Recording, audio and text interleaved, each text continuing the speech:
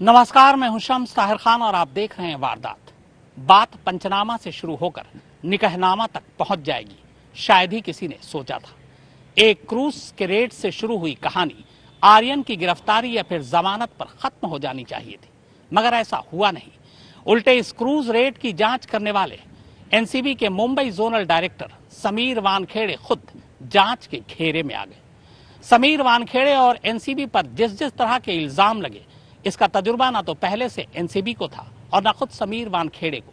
महाराष्ट्र के मंत्री नवाब मलिक ने पिछले 21 दिनों में समीर वानखेड़े पर कुल 8 इल्जाम लगाए। आज इन्हीं इल्जामों की बात पूरी तफसील के साथ वारदात में।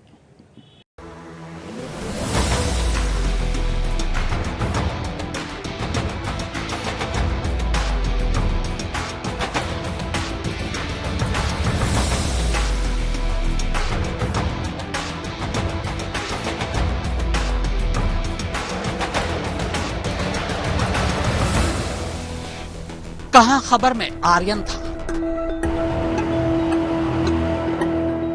कहां हेडलाइंस में शाहरुख खान की तस्वीरें लग रही थी,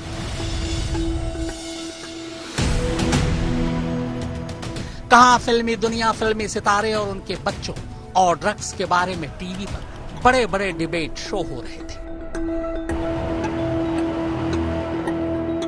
पर चीजें ऐसी और इतनी तेजी से घूमी कि अब नशे के गुबार के उस पार हिंदू मुस्लिम की बात हो रही है। शादी का जिक्र छेड़ा जा रहा है। 15 साल पुराना निकाहनामा दिखाया जा रहा है। असली और नकली नाम पर बातें हो रही हैं। दाऊद और ज्ञानदेव की पहेलियां पूछी जा रही हैं। जात और दलित की दुहाई दी जा रही है। क्रूज पर आर्यन समेत जो पकड़े गए वो तो हाशिए पर चले गए और जिसने पकड़ा वो समीर वानखेड़े खुद हेडलाइन बन गए। इसे सियासत कहिए, नफरत, बदला मानिए, साजिश समझिए या सत्यमेव जयते बुलाइए, पर यह सच है कि देश में पहली बार किसी केस की जांच को लेकर जांच एजेंसी या जांच अधिकारी पर ऐसे ऐसे इल्जाम लग रहे हैं।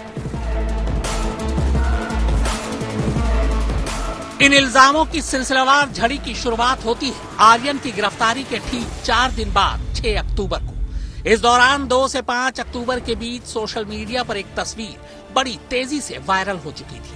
यह तस्वीर आर्यन की थी। तस्वीर एनसीबी में आर्यन की हिरासत की थी, लेकिन तस्वीर वायरल होने की वजह यह थी कि इस तस्वीर में आर्यन के साथ एक और शख्स था जिसका नाम बाद में पता चला केपी गोसावी।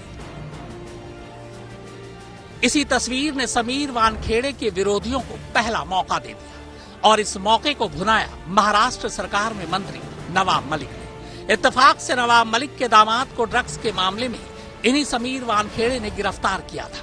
दामाद जी करीब 6 महीने तक जेल में भी रहे।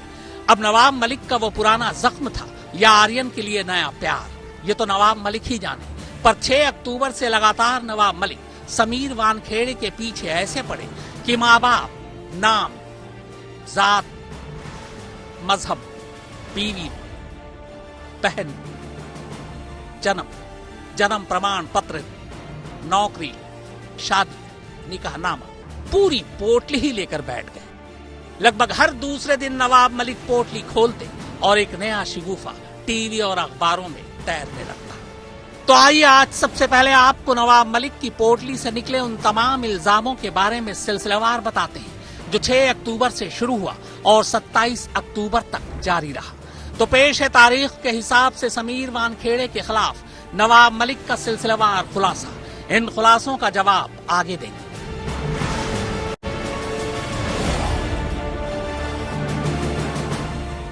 नवाब मलिक ने शुरुआत ठीक की थी। इल्जाम की शक्ल में पहला सवाल इसी तस्वीर पर उठाया था और यह गलत भी नहीं था। एक आम गवाह एनसीबी के दफ्तर में आर्यन के साथ क्यों और कैसे बैठा है, क्यों फोन पर किसी की उससे बात करवा रहा है और किस हैसियत से वो अपनी गाड़ी में क्रूज टर्मिनल से एनसीबी के दफ्तर आर्यन को लेकर आता है। इस इल्जाम में कुछ तो दम था। यह एनसीबी की गलती थी और समीर वानखेड़े इसके जिम्मेदार। नवाब मलिक ने यह भी इल्जाम लगाया था कि इस पूरे रेड के दौरान बीजेपी का कार्यकर्ता मनीष भानुशाली भी एनसीबी की टीम के साथ था।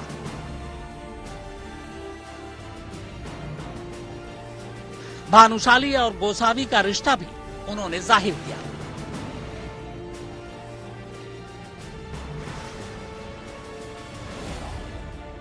नवाब मलिक ने समीर वानखेड़े पर इल्जाम लगाया कि 2 अक्टूबर को क्रूज से कुल 11 लोगों को समीर वानखेड़े ने हिरासत में लिया था, जिनमें से 3 को उसी रात आनन फानन में छोड़ भी दिया। वो 3 लोग कौन थे? हालांकि समीर वानखेड़े ने इस इल्जाम का जवाब दिया था कि 2 अक्टूबर को 11 नहीं बल्कि 14 लोगों को क्रूज से हिरासत में लिया गया था। इनमें से 3 नहीं बल्कि 6 को छोड़ा।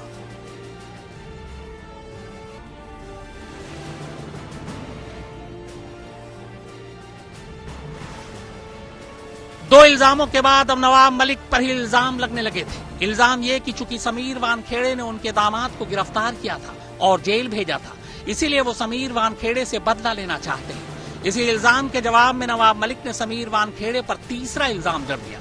उन्होंने इल्जाम लगाया कि उनके दामाद के पास से कोई ड्रग्स नहीं मिला था, बल्कि एनसीबी ने हर्बल टोबैको को गांजा दिखाकर उनके दामाद समीर खान को गिरफ्तार किया था। नवाब मलिक का कहना था कि समीर खान के दफ्तर पर छापे के दौरान भी एनसीबी को कुछ नहीं मिला था। वैसे आपको बता दें कि समीर खान फिलहाल बॉम्बे हाईकोर्ट की जमानत पर बाहर है। नवाब मलिक ने इस बार समीर वानखेड़े और एनसीबी पर यह इल्जाम लगाया कि ड्रग्स के मामले में हाल के वक्त में जितने भी छापे पड़े या गिरफ्तारियां हुई, उनमें ज्यादातर गवाह एक ही था। खासतौर पर उन्होंने एक गवाह फ्लेचर पटेल का नाम लिया, जो एनसीबी के कई केस में बतौर गवाह नामजद था। नवाब मलिक का इल्जाम था कि फ्लेचर पटेल वानखेड़े परिवार का करीबी है। इस सिलसिले में उन्होंने फ्लेचर पटेल की समीर वानखेड़े की बहन यास्मीन के साथ तस्वीर भी जारी की। हालांकि नवाब मलिक के इस इल्जाम पर यास्मीन ने उनके खिलाफ मानहानि का मुकदमा दायर करने की धमकी दी थी।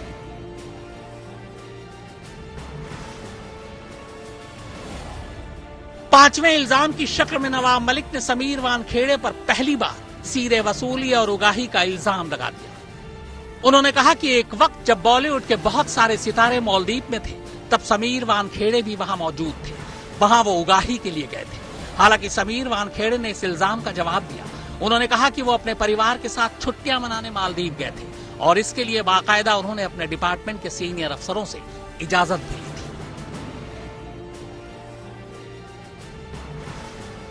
क्रूज रेट का एक अहम गवाह और पंचनामे पर दस्तखत करने वाला प्रभाकर सेल आज तक के कैमरे पर आता है और इल्जाम लगाता है कि इस पूरे केस में समीर वानखेड़े को रिश्वत के तौर पर 8 करोड़ रुपए दिए जाने थे। इस इल्जाम के बाद नवाब मलिक समीर वानखेड़े पर उगाही का इल्जाम लगाते हुए महाराष्ट्र सरकार से जांच कराने की मांग करते हैं। गाड़ी में इतना ही चल रहा था कि 25 का बॉन्ड डल, लास्ट 18 में फाइनल कर, 8 अपने को वानखेड़े को देना है, 10 अपने को बांट लेना करके। अच्छा, 25 मतलब क्या? 25 लाख कितना? 25 सीआर, 25 करोड़ रुपया। क्या 25 करोड़ का बॉम्ब डालो? क्या बोला उन्होंने? हाँ, बॉन्ड डाल, लास्ट 18 तक फाइनल कर, 8 वानखेड़े साहब को देना है, बाकी का हम लोग को रखना है। झूठे केस, उगाही, गवाहों के बाद नवाब मलिक अब पहली बार सीधे समीर वानखेड़े पर एक और संगीन इल्जाम लगा देते हैं। इल्जाम गलत जाति प्रमाण पत्र बनाने का। नवाब मलिक समीर वानखेड़े का बर्थ सर्टिफिकेट जारी कर ये कहते हैं कि गलत जाति प्रमाण पत्र के बलबूते पर समीर वानखेड़े ने IRS की नौकरी हासिल की और एक दलित का हक मार लिया। दरअसल इस बर्थ सर्टिफिकेट के जरिए नवाब मलिक ये साबित करना चाहते थे कि समीर वानखेड़े मुस्लिम है और मुस्लिम में SC कोटा नहीं होता, सिर्फ OBC होता है, जबकि समीर वानखेड़े ने UPSC का इम्तिहान दलित कोटे से क्लियर किया। हालांकि इस इल्जाम पर समीर वानखेड़े, उनके पिता और पत्नी सभी ने सफाई दी। इनकी सफाई ये थी कि समीर वानखेड़े के पिता का नाम ज्ञानदेव वानखेड़े है, वो जन्म से हिंदू है। ज्ञानदेव वानखेड़े ने जुबैदा नाम की मुस्लिम महिला से शादी की, जो समीर वानखेड़े की मां थी। समीर वानखेड़े की पत्नी क्रांति रेडकर ने यह बताया कि उनकी सास यानी समीर की मां शादी के बाद कन्वर्ट हो गई थी। मैं हमेशा कहते आया हूँ, 15 दिन से मैं यही कह रहा हूँ कि मैं मुस्लिम नहीं हूँ, मैं हिंदू हूँ। मेरा नाम ज्ञानदेव कचरूजी वानखेड़े है। मैं कितनी बार सब लोगों को बता रहा हूँ। फिर अभी नवाब मलिक ये निकाहनामा लगा के मेरे जाति पे, मेरे धर्म पे और वो ड्रग पे क्या लेना देना, कुछ समझ में नहीं आ रहा मुझे। समीर की जो माता जी हैं जी, वो बेशक मुस्लिम थी और उन्होंने भी अपने रिलीजन को कन्वर्ट किया था शादी के वक्त। वो भी हिंदू बनी थी, उसका भी डॉक्यूमेंट हम लोगों ने प्रेस के सामने बताया हुआ है। तो इस यहाँ पे अभी सवाल कहाँ पैदा होता है? हालांकि सवाल ये भी पूछे जा रहे हैं कि अगर समीर वानखेड़े की मां ने अपना धर्म बदल लिया था तो फिर उनकी मौत के बाद मुस्लिम रीति रिवाज के साथ उन्हें मुंबई के मुस्लिम कब्रिस्तान में क्यों दफनाया गया। मुस्तफा शेख, दिव्येश सिंह, अरविंद ओझा और विद्या के साथ सौरभ वक्तानिया, मुंबई आज तक। 5 सदस्यीय टीम बुधवार की सुबह मुंबई पहुंच गई अपने ही डिपार्टमेंट के साथी समीर वानखेड़े के खिलाफ जांच के लिए। अब ये टीम जांच कर अपनी रिपोर्ट देगी। उधर दूसरी तरफ बॉम्बे हाईकोर्ट पे आर्यन की जमानत पर सुनवाई बुधवार को भी अधूरी रह गई। अब इस मामले की सुनवाई गुरुवार को होगी। दोपहर 2:30 बजे का वक्त अदालत ने दिया है, यानी आर्यन को एक और रात जेल में काटनी पड़ेगी।